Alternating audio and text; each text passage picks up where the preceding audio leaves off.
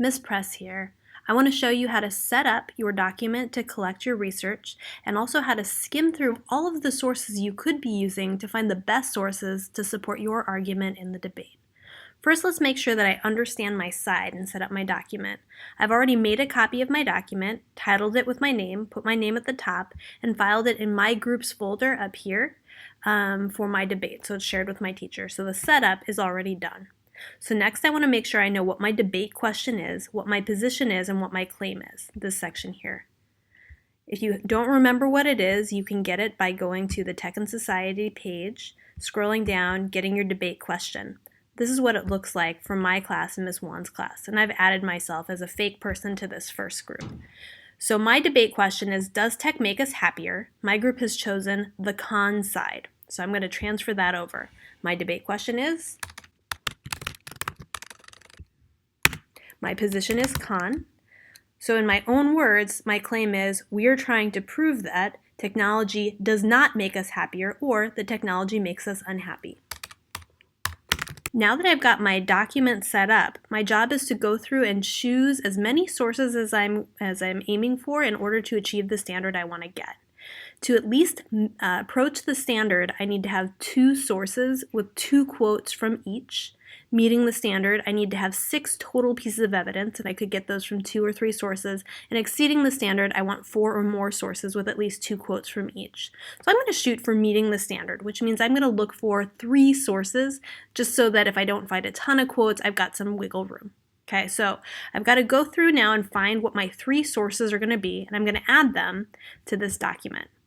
So to find my sources, I'm going over to the homepage for Tech and Society Debate, right? So it's bit.ly Tech Debate 18. And then I'm going to scroll down where the sources are. So this is my debate, social effects of technology, and my question is, does technology make us happier? It also includes this one. You'll notice the sources are grouped together. A reminder that we've already read 2 sources that I could use, the Turkle and the Halpern.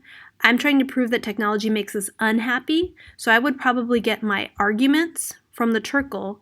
I might look for counter-arguments in the Halpern. But I'm going to try to look for sources beyond that because I want to help my team know more. So now I'm going to scroll through this list of supplementary texts, and I'm going to try to identify just by the title which sources might be useful for me.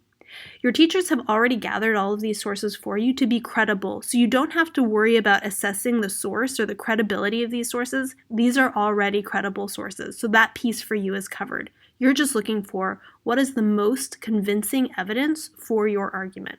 So here I go. I'm going to scan through, skimming the titles, looking for what will help me answer my question, which is, if you forget, does technology make us happier? And I'm trying to prove that technology makes us unhappy.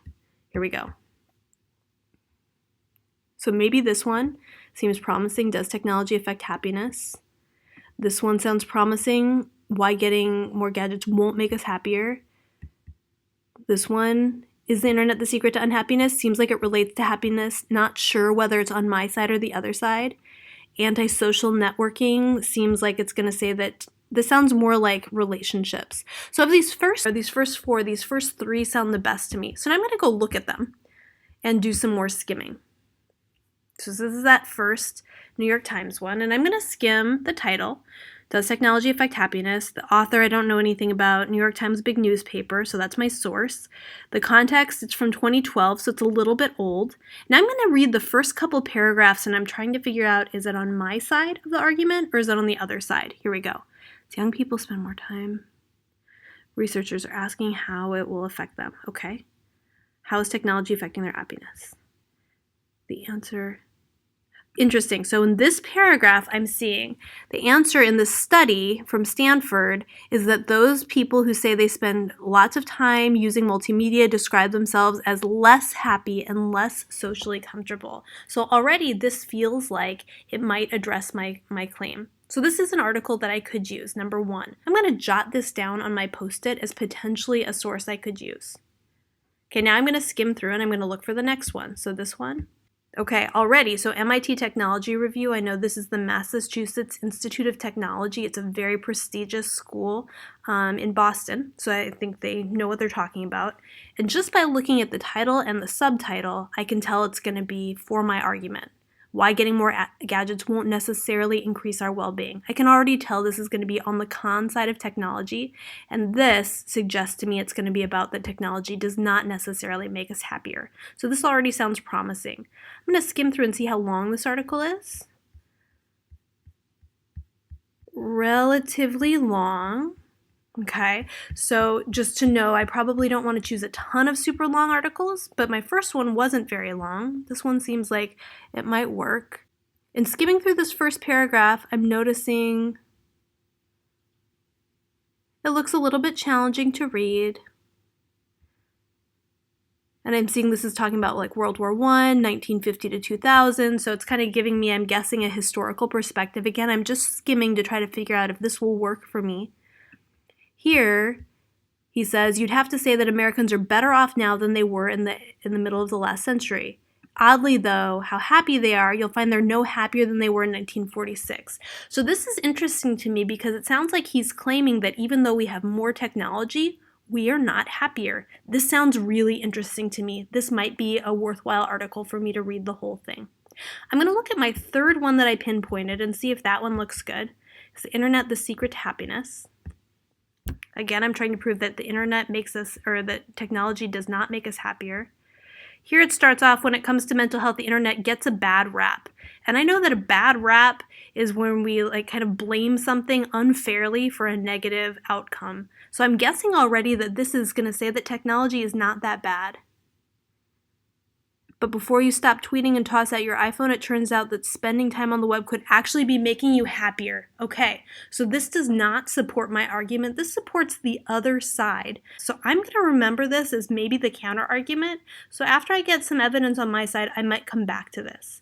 So far, I've already found 2 articles that support my position. I could go through the same process, looking at the article, deciding if it seems like it matches, going to check it out, skimming the beginning to see if it feels like it aligns, but I want to show you now what I would do once I'd identified a couple articles. So say that I want to use these first 2 because they matched my argument. And again, I would encourage you to go beyond the first 2. There's some really good stuff down at the end, for sure. But I'm going to use these first 2 just to show you. So I'm going to use this New York Times article that is in this tab right here. And so I need to get some basic information about this article. So first I'm going to copy the title, and that title goes onto my notes right here. Here's a pro tip. If you double click, you can do paste without formatting and then it will match. So does technology affect happiness is my title. My author is this guy. Don't know anything about this guy. So sometimes on a site like this, you can click on the person's name and it'll give you a biography. It doesn't tell me anything. Doesn't tell me anything at the bottom either. So I really have an unknown source. He's just a writer for the New York Times. Now I'm going to go back and see what else I need. So I need the source. That is the New York Times. The context is a major newspaper. I also noticed something interesting. It looked like this was from a section of the New York Times. Yes, this is from the BITS section, which is about business, innovation, technology, and society. I noticed up here that it's like a blog, so maybe it's a little bit more informal than a news article. So I'm going to add that to my context. This is a blog section about technology, which might mean more opinion, perhaps, than there might be in a news article. Okay, now I'm looking for the gist. So this is where I'm kind of testing myself to make sure that I get the main argument of the article. There's 2 ways I can do this. I can either try to identify my quotes first and use those to help me get to the gist of the article, or I can use the gist first to make sure that my article applies and then choose my quote.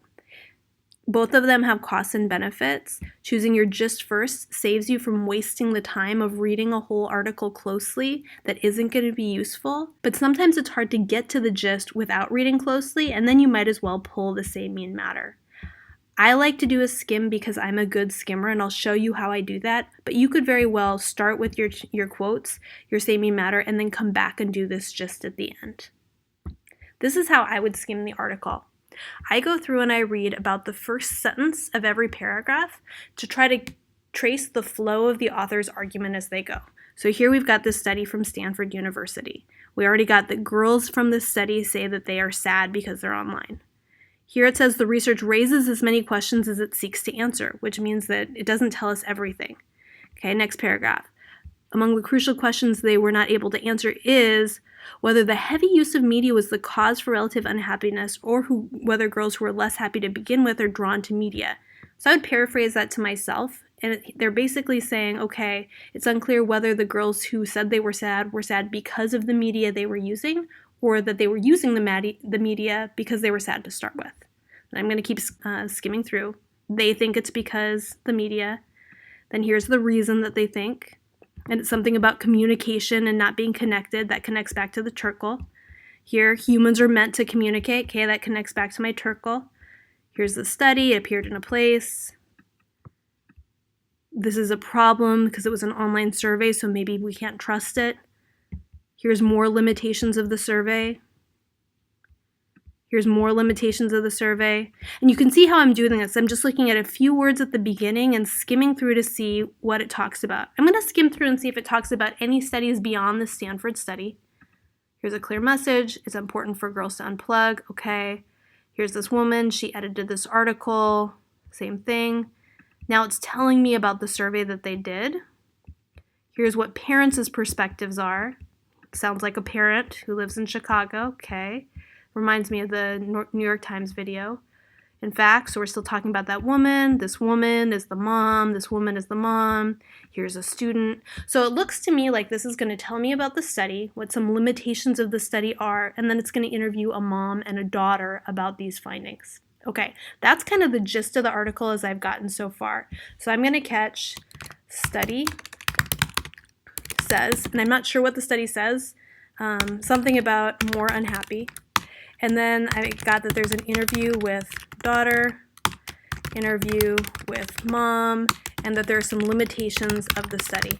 That kind of gets me going on my gist, what's going to be in there. And then I would go through and I would start pulling my Say Mean Matter quotes, specifically to help support why does technology make us unhappy. I'm going to do the same thing with source too. I'm going to fill in the title, the author, the source, the context. I'm going to try to skim for gist, then choose my quote, and then come back and refine my gist to make it stronger, and then continue on with my sources. That's all you've got to do, but doing this work well will help your debate go better and your paper go better, and you'll have a lot to share with your team. Hopefully that was helpful. Good luck with your research.